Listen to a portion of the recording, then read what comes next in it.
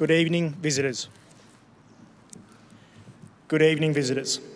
Welcome to the Australian War Memorial's Last Post ceremony. My name is Chris Weidenbar, and joining us today from the Royal Australian Navy is Commodore Peter Levy. We warmly welcome the family of Lance Corporal Robert Henry Lawson, whose story will be told shortly. We welcome the veterans who have served, those that are still serving, and the families that love and support them. We acknowledge the members of RSL and Services Clubs Association, RSL Victoria and RSL Queensland who are watching the broadcast of this ceremony across Australia. During this evening's ceremony, wreaths will be laid at the base of the pool of reflection by family and visitors to the memorial. If you are able, please stand and join in singing the national anthem.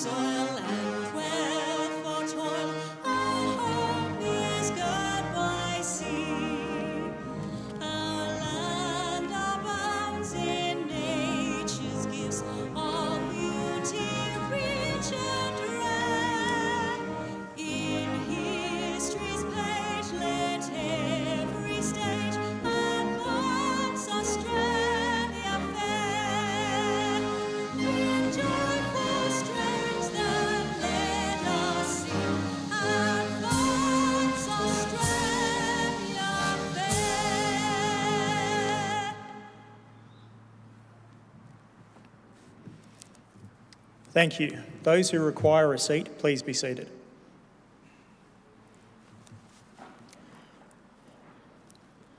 The Australian War Memorial was the vision of Charles Bean, Australia's first World War official historian. Bean landed with the Australian troops on Gallipoli and stayed with them at the front through to the end of the war. The idea of this national memorial and museum came to him at Pozières, France, in the depths of the bloody fighting of 1916. Bean's idea was that this would be a place where families and friends could mourn loved ones buried in faraway lands. It would also be a place that could help all Australians understand what these men and women had endured and what they had done for us. Bean's vision, to which we remain true, is best expressed as inscribed in the entrance to the memorial's galleries. Here is their spirit in the heart of the land they loved, and here we guard the record they themselves made. Tonight, we will read the story behind just one of those on the Roll of Honour, which lists the names of more than 102,000 men and women who have given their lives for us in war and on operations for more than a century. But first, we present a lament, Flowers of the Forest. Wreaths or floral tributes will now be laid at the base of the pool of reflection.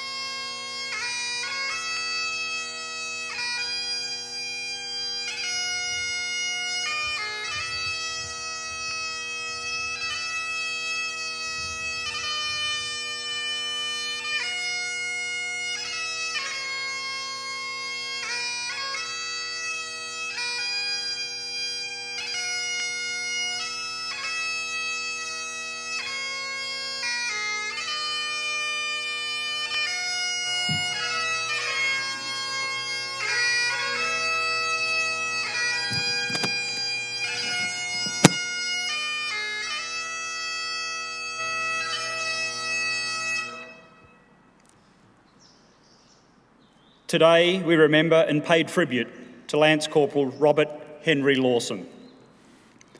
Robert Lawson was born in 1885 to Thomas and Alice Lawson of Ballarat, Victoria. His father died when Robert was 8 years old, and almost nothing is known of his childhood.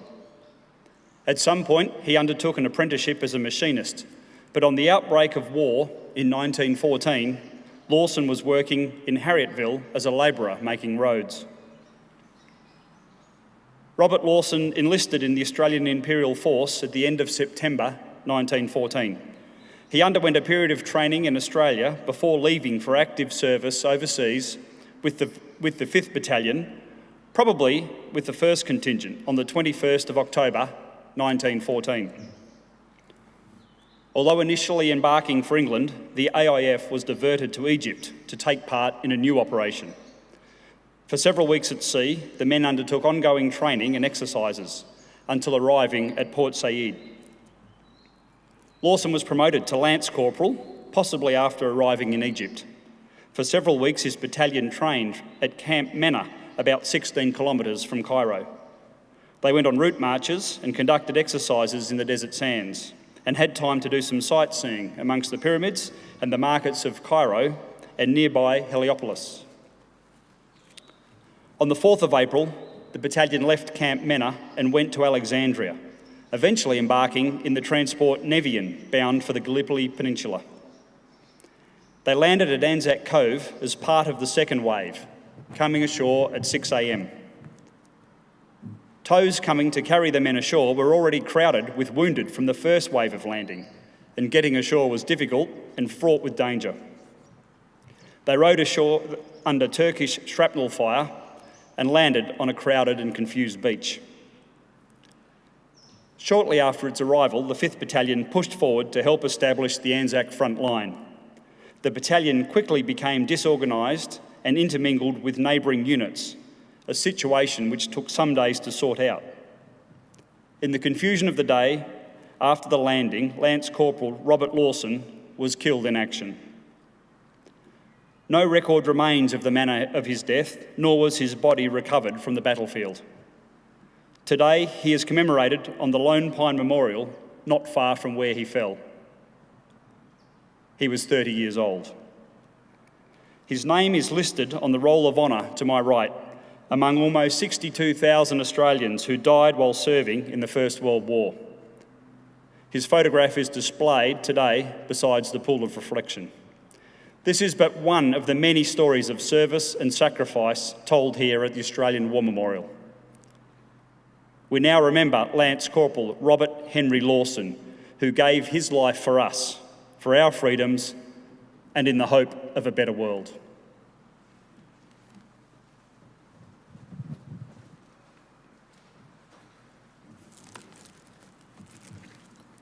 Please stand for the reading of the ode and the sounding of the last post. They shall grow not old, as we that are left grow old. Age shall not weary them, nor the years condemn. At the growing down of the sun, and in the morning, we will remember them. We will remember them.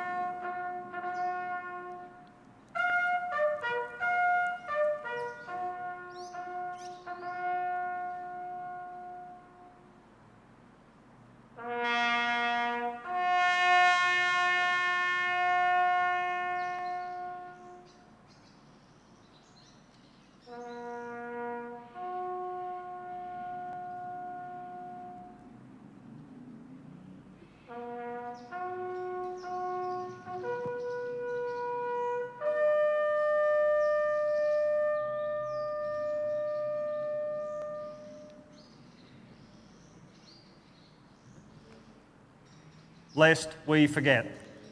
Lest we forget.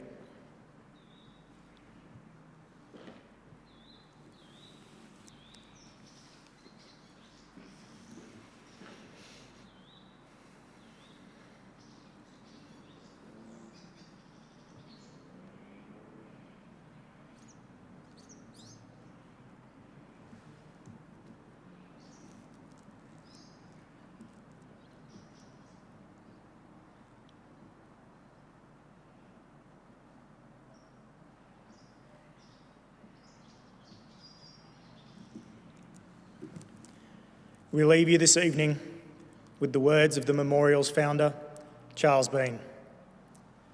Many a man lying out there at Poziere or in the low scrub at Gallipoli, with his poor, tired senses barely working through the fever of his brain, has thought in his last moments, well, it's over. But in Australia, they will remember me.